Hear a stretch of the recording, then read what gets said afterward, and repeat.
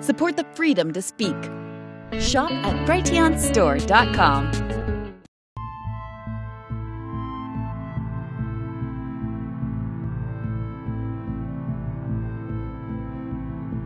Everyone that I've talked to about this issue had never heard of it, and it is the greatest environmental crime in America. Well, the Capital Regional District has rejected a proposal to reconsider sewage treatment. Oak Bay Council is leading the charge for an independent environmental assessment to compare the benefits of treating sewage to leaving it untreated as it is now. This is where biosolids are being produced.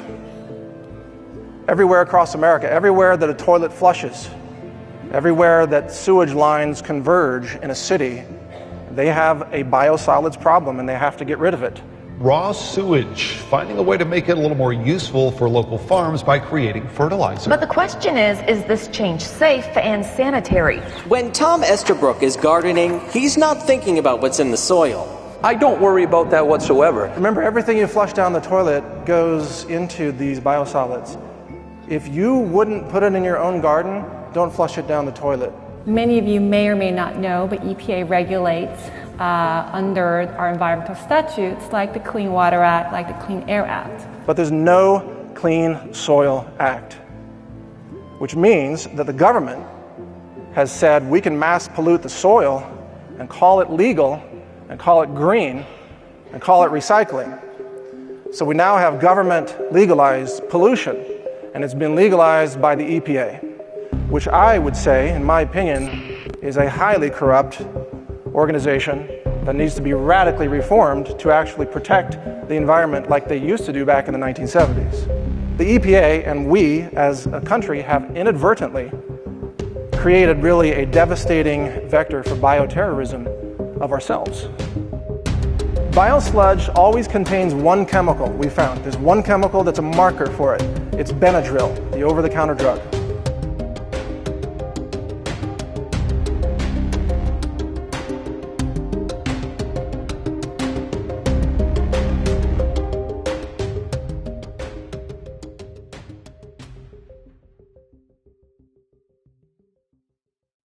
Our ecosystem is in the crosshairs of this biosludge industry. They're making money while poisoning the planet with toxins that persist in the environment. This issue is so much larger than at first it would appear. It's not just about toxicant exposure, it's actually about the very root of our species definition being completely undermined. Anyone can walk up to a sewage treatment plant, access a sewer line, and put tons of material in it that would never be detected. At a time when we've got the World Health Organization and the CDC very concerned about the rise of antibiotic-resistant superbugs, here we are, city by city, spreading infectious material, viral material, antibiotics in the biosludge with pharmaceuticals and hormone disruptors and immune suppressors. And then we wonder, well, why are people getting sick? Sewage sludge contains over 80,000 chemicals, and that's because the EPA made a rule that requires all industry to dump their industrial chemicals in sewage. And every year there's 1,000 new synthetic chemicals.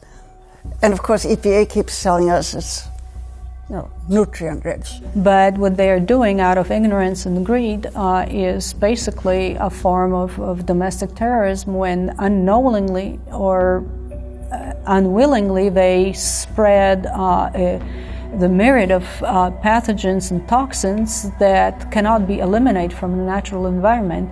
They are immune to prosecution, but let any scientist try faking data for his own personal gain, they don't last any time. They will be fired and put in prison.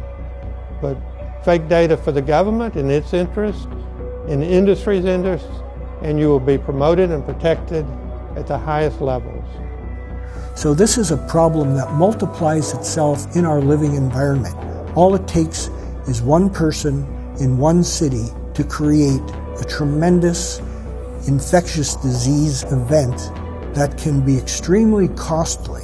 Any toxic chemical that a bioterrorist could want to use can be added to a sewer, go through the plant, be spread out in the surrounding city and countryside, courtesy of the municipal government.